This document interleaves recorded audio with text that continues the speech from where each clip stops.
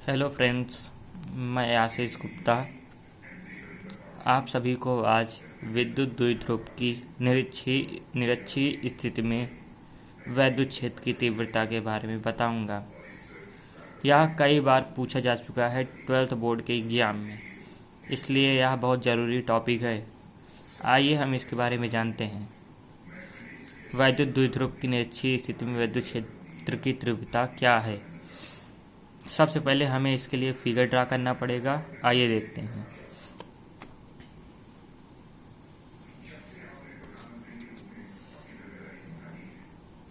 सबसे पहले हम वैद्युत द्विध्रुव आघूर्ण लेंगे। इसको ए और बी मानेंगे। यहाँ पर आवेश Q माइनस Q और प्लस Q होगा, और हम यहाँ पे इसको हम निरक्षीय स्थिति में याद कर रहे हैं। तो निरक्षीय स्थिति में ए बिंदु एक सीधे लंब के रूप में होगी, जहाँ पे इस केंद्र को हम O और इससे लंब की ओर जैसे जा रही, देखिए।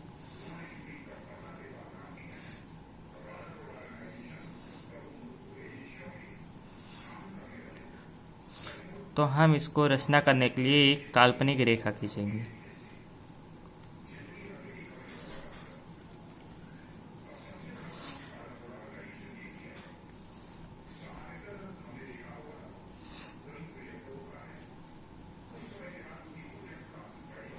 एक काल्पनिक रेखा खींचेंगे और इसको हम R मानेंगे, R। और यहाँ से यहाँ तक की दूरी L और L। इसके बाद हम ज्ञात करेंगे वैद्युत क्षेत्र की तीव्रता, जो हमें ज्ञात करनी है। तो आइए देखते हैं, इसकी रचना करते हैं। तो इसको हम P बिंदु मानेंगे। यहाँ से देखिए, तो यहाँ से एक एरो जा रहा है, इसको हम E1 cos थीटा मान सकते हैं। और यहाँ पर इसको E2 cos थीटा, और E हमको ज्ञात करना है वैद्युत क्षेत्र की तीव्रता। तो आइए देखते हैं, इसकी रचना करते हैं, मानते हैं।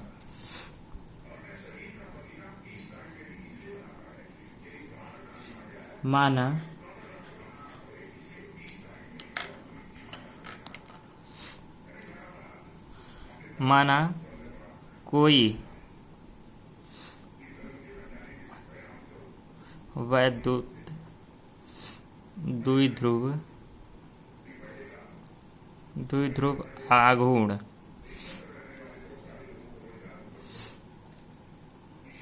AB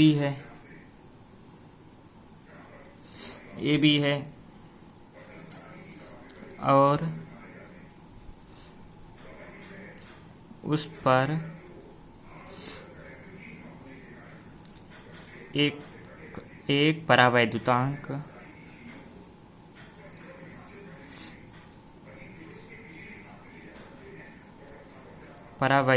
K है।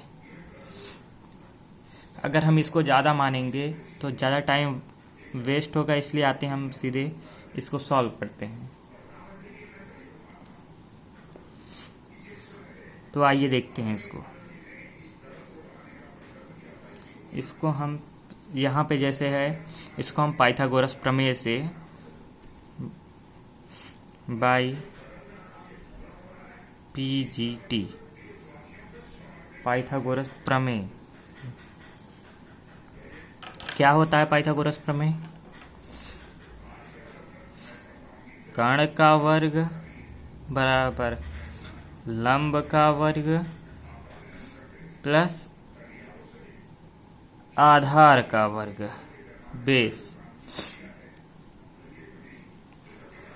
तो यहाँ पर हम पहले इसमें देखते हैं, इसमें क्या है। सबसे पहले यहाँ पे हमको निकालना है। सबसे पहले यहाँ पे कर्ण क्या है। कर्ण हमारा है AP, कण AP या PA, तो PA का स्क्वायर इक्वल टू, उसके बाद हमें लंब निकला है, तो लंब क्या है, OP या PO, तो OP का स्क्वायर प्लस आधार हमारा क्या है, OA या AO, तो AO का स्क्वायर। तो आइए हम इसकी वैल्यू रखते हैं। इसकी हम वैल्यू रखेंगे तो आएगा क्या, PA इक्वल टू, हमको कण याद करना है, OP हमारा कितना है, R स्क्वायर प्लस AO कितना है, L स्क्वायर। तो क्या होगा, PA इक्वल टू, जब हम इसको स्क्वायर हटा देंगे तो ऐसे हो जाएगा, देखिए R square plus L square. तो हमारा PA कण निकल गया है, तो हम इसको ऐसे भी लिख सकते हैं, यहाँ पर कण हम R square plus L square कर देंगे, और इसको भी R square plus L square. क्योंकि देखिए दोनों भुजाएं बराबर हैं, समांतर हैं, तो इसलिए PA equal to PB equal to under root R square plus L square हो सकता है। तो हम देखते हैं, तो हम पहले क्या देखेंगे, इसको निकाल, प्लस Q आवेश के कारण बिंदु P पर वैद्युत क्षेत्र की तीव्रता, प्लस Q आवेश के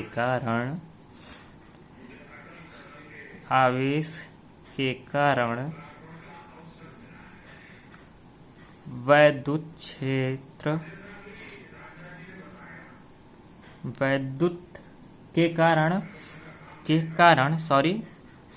बिंदु P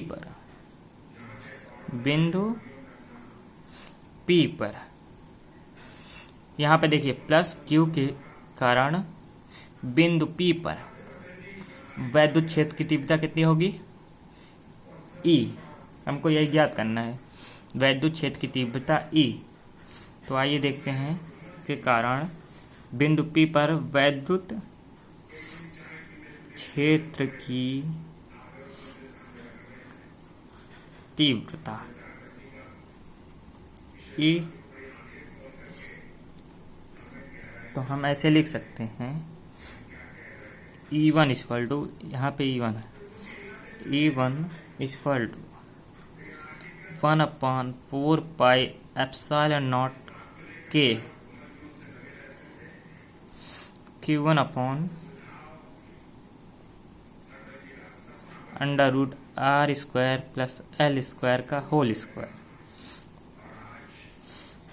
आप तो पढ़े होंगे वैद्युत क्षेत्र की तीव्रता का सूत्र यही होता है, देखिए E equal to 1/4 pi epsilon not K Q upon R, वैद्युत क्षेत्र की तीव्रता का सूत्र होता है। इस आधार पर हम इसको लिख सकते हैं, हमको ज्ञात करना है। फिर उसके बाद हम दूसरा माइनस Q आवेश के कारण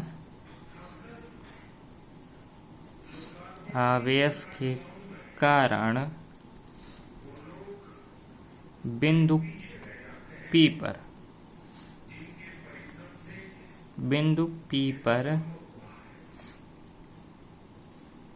वैद्युत क्षेत्र की तीव्रता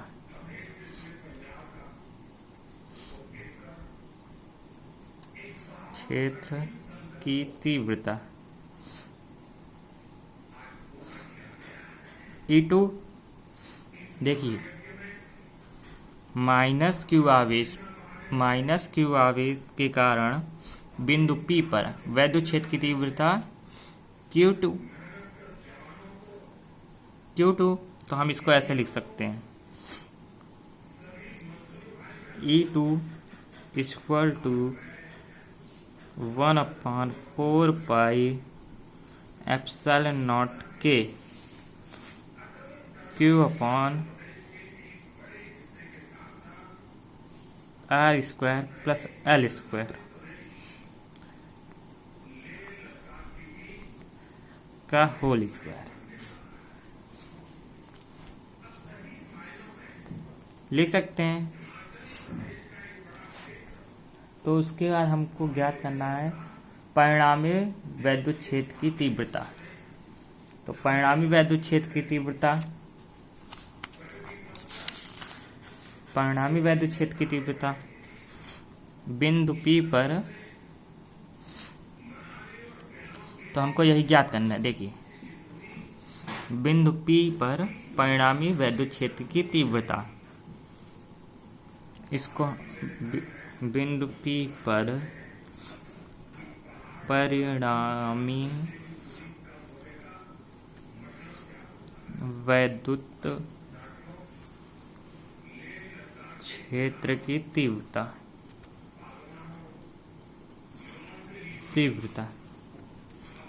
क्या होगा? E equal to E1 plus E2। क्या है यहाँ पे cos थीटा है, तो E equal to E1 cos theta plus E2 cos theta. जब हम इसकी वैल्यू रखेंगे तब क्या आएगा देखते हैं। तो E इक्वल टू E1 की वैल्यू रख रहे हैं 1/4 पाई एप्सिलॉन नॉट के क्यू अपॉन अंडर रूट में आर स्क्वायर एल स्क्वायर का whole square cos theta plus 1/E2 की वैल्यू 1/4 पाई एप्सिलॉन नॉट के Q upon under root are square plus L square का whole square cos theta. आइए हम आगे देखते हैं। जब हम इसको कॉमन लेंगे तो क्या होगा? तो हम इसको कॉमन ले सकते हैं। देखिए E इक्वल टू क्या कॉमन ले सकते हैं 1/4 पाई एप्सिलॉन नॉट के into q upon under root are square plus L square का होल स्क्वायर। इतना कॉमन ले लेंगे तो बचेगा क्या? Cos theta plus cos theta, ऐसे आ गया।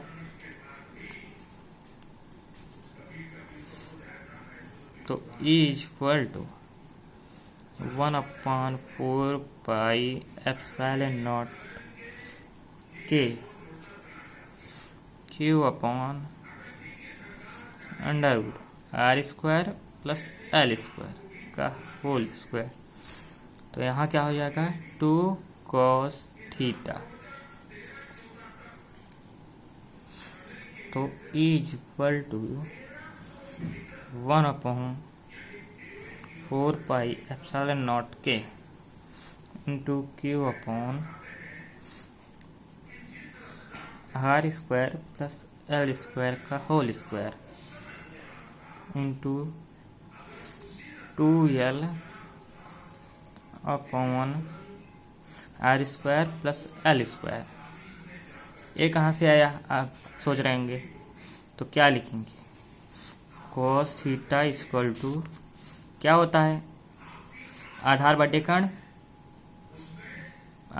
कण base upon hypotenuse L upon are square plus L square. देखिए क्या होता है cos थीटा बराबर आधार बटे कण। आधार क्या है? एल है, और कण क्या है? Under root are square plus L square. तो इसी तरह हम रख सकते हैं। तो आगे देखिए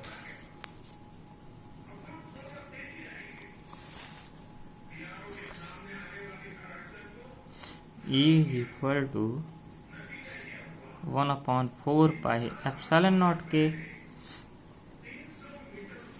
into q upon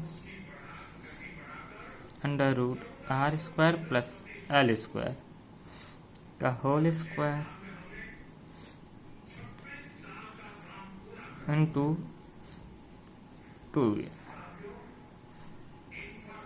upon are square plus L square. इसको लिख लिए, दोबारा भी लिख लिए। तो आगे देखिए 1/4 पाई एप्सिलॉन नॉट के इंटू क्यू। जब हम इसको हटाएंगे तब देखिए क्या होता है।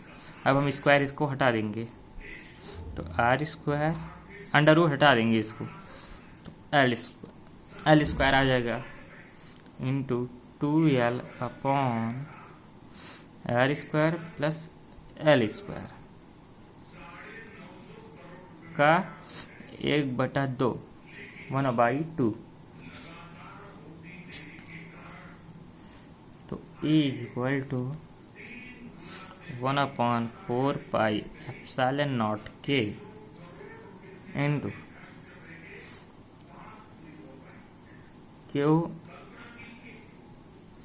Into 2l upon are square plus L square. इस एल स्क्वायर तो r square plus L square 1/2 ये हो गया। तो E is equal to 1/4 pi epsilon not के into p upon r plus L square 3/2। आप सोच रहे हैं ये पी कहाँ से आया? तो होता है वैद्युत द्विध्रुव आघूर्ण है P is equal to 2ql होता है। और हमने यहाँ पे 3/2 कहाँ से कर दिया, तो ये भी जान लीजिए 1/1/2 तो हमारा आ जाएगा 3/2। आगे चलते हैं। तो वी नो डैट हम जानते हैं, we know that r l r से बहुत छोटा है, आर ग्रेटर देन एल। हम एल को नगण्य मान लेंगे तो is equal to 1/4 pi epsilon not के into p upon are square 3/2। क्योंकि यहाँ पे एल चला गया, क्योंकि एल को नगण्य मान लिया हमने। देखिए ये यहाँ से कैंसिल हो जाएगा तो E is equal to 1/4 pi epsilon not के into p upon are cube. ये हमारा आ गया आंसर। न्यूटन बटे कूलम। इसको भी ऐसे भी लिख सकते हैं वायु अथवा निर्वात के लिए, वायु अथवा निर्वात के लिए वायु अथवा निर्वात के लिए क्या होता है, k इक्वल टू के का मान 1 होता है। तो हम ऐसे भी E is equal to 1/4 pi epsilon not K हट जाएगा, epsilon not P upon are cube. ये हमारा प्रूव हो गया।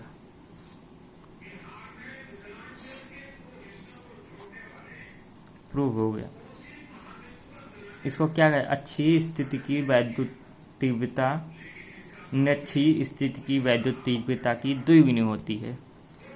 धन्यवाद। अगर आपको वीडियो पसंद आई हो तो इसे सब्सक्राइब करें और लाइक करें।